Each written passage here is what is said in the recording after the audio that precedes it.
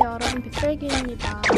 아하, 오늘 먹을 음식은 떡볶이를 What's 준비했어요. up sobat penat? 양념치킨, Gue bawain cerita baru buat lu nih. 튀김, 김- Tapi sebelumnya, buat lu pada yang pengen ceritanya dianimasiin, ketikin aja ya. Terus kirim kemari. Ntar kalau kepilih, gue balesin lu satu-satu.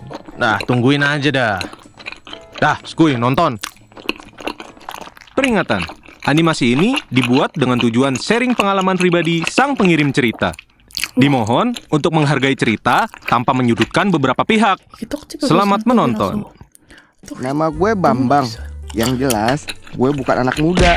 Gue ini bapak-bapak yang early 50 tahunan.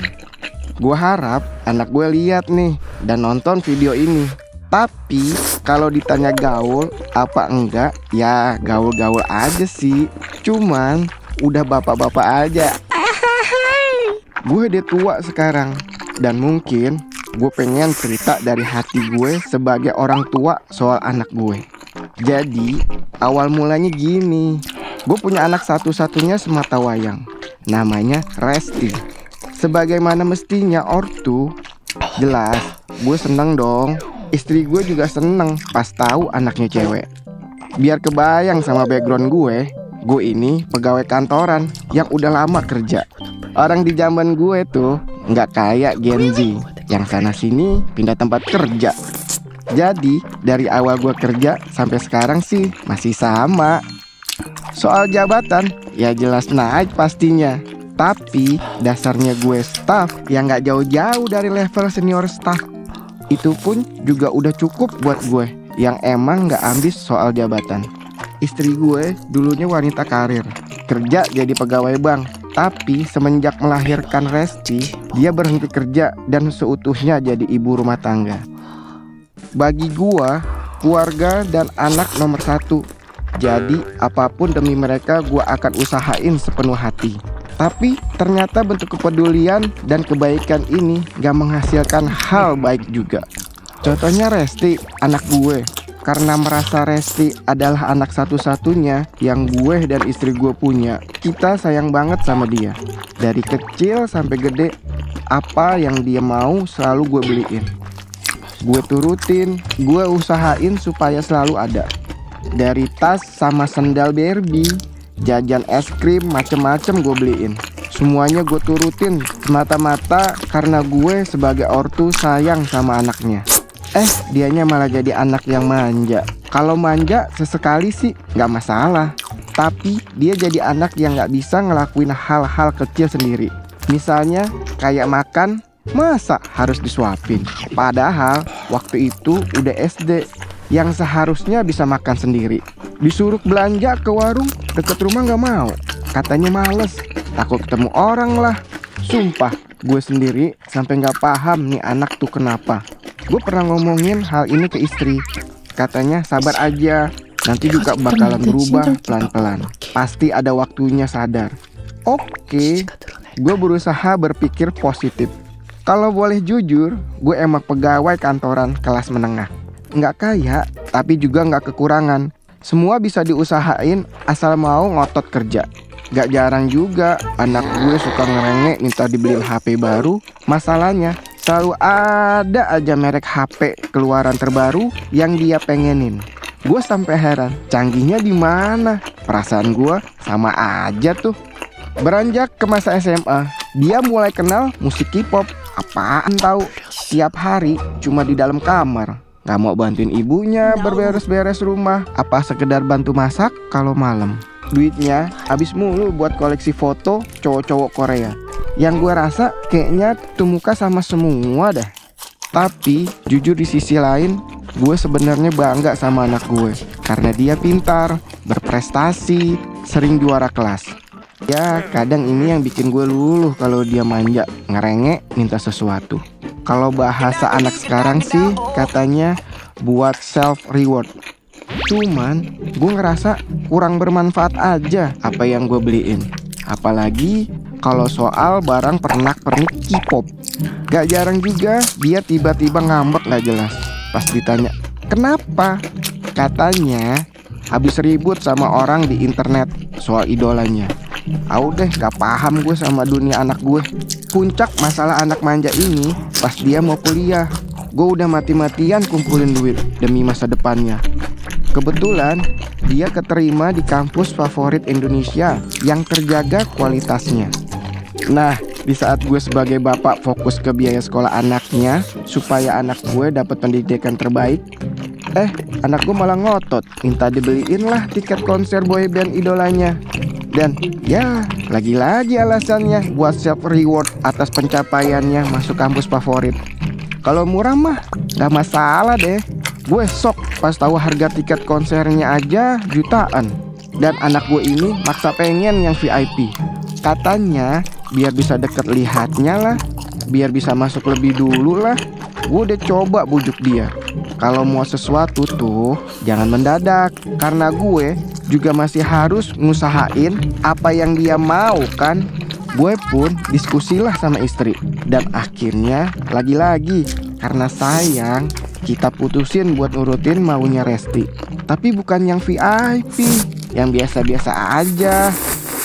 Dia malah ngambek, ngurung diri gak jelas. Sebagai orang tua, gue juga capek.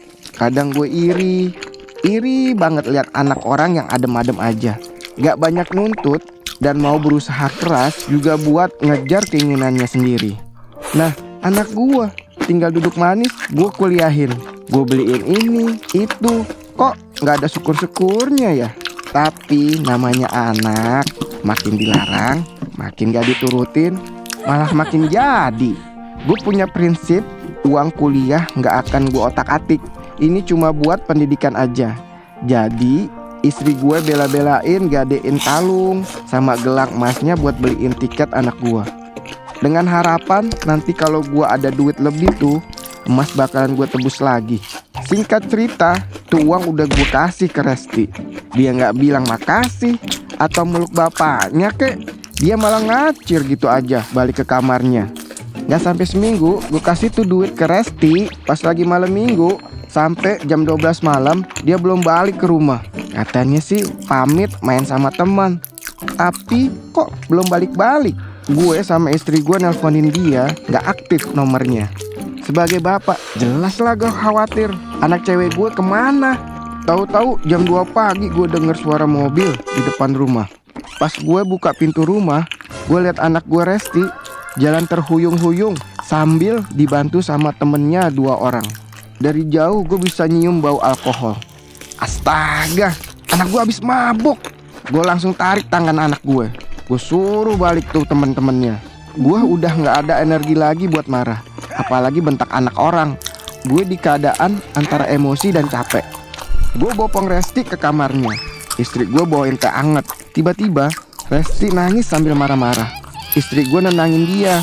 Usut punya usut, ternyata dia kalah war tiket. Jadi ya zong. Karena gak jadi dapet tiket konser, gue pikir duitnya masih ada, jadi bisa gue pakai buat nebus emas ibunya. Atau ya paling enggak buat nyambung hidup deh. Ternyata tuh duit habis buat dia mabuk-mabukan sama temennya di klub. Buat open table lagi. Gaya-gayaan banget kan. Sampai akhirnya plak. Sebagai orang tua, gue ngerasa gagal mendidik anak, ngebesarin anak. Mungkin kalau gue jahat, gue bisa ngasih pelajaran lebih dari ini. Tapi entah kenapa karena dia anak gue jadi nggak. Gue coba keluar dari kamarnya. Gue biarin ibunya nemenin dia. Gue perlu waktu mencerna ini semua. Semenjak saat itu, gue ngejaga jarak sama anak gue. Bicara aja nggak pernah. Kalau lagi makan atau sekedar dia lewat di depan gue bakal cuekin. Istri gue sebenarnya berusaha nenangin gue, pengen gue akur lagi sama Resti. Tapi sebagai ortu gue capek sama kelakuan anak gue yang berlebihan. Istri gue ngeyakinin gue kalau Resti udah kapok dan nyesel. Tapi gue udah gak percaya. Gue yang buka obrolan dulu ke Resti. Gue coba pengen tahu dia nyesel apa enggak. Dan ternyata dia ngaku salah dan berusaha buat gantiin uang yang dipakai buat hal yang gak benar. Cuman katanya perlu waktu karena dia masih belum kerja, masih anak sekolahan. Oke, gue kasih kelonggaran. apapun itu, biar dia jadi anak yang bertanggung jawab. Bukan soal nominal, tapi komitmennya. Sebulan, 2 bulan, 3 bulan, dia masih nyicil balikin duit ke ibunya. Katanya dapat duit dari jual pernak-pernik K-pop. Au, gue nggak paham. Selama nggak macem-macem, gue terima. Tapi setelah bulan-bulan berikutnya, dia udah nggak lanjut balikin uang ke ibunya. Dia ngerasa dia anak, udah sepatutnya dia yang dikasih uang saku bulanan. Gue mau heran juga, tapi udah nggak bisa. Ternyata kapoknya cuman sementara. Gue sama istri nggak akan selamanya ada buat anak gue. Gue cuma pengen anak gue siap buat hadapi dunia ini. Kalau amit-amit sebagai ortu, kita udah nggak ada di dunia ini. Apa iya dia bisa mandiri? Terkadang hanya diri sendiri dan Tuhanlah yang mengetuk hati kita untuk menjadi lebih baik. Perlahan, waktu dan usaha akan menunjukkan jawabannya. Berubah lebih baik atau sebaliknya. Cintai orang tuamu, hargai usaha mereka selagi ada. Karena yang capek bukan cuma anak muda. Gimana ceritanya? Suka nggak? Kalau lu suka, jangan lupa subscribe ke channel kita ya. Bye!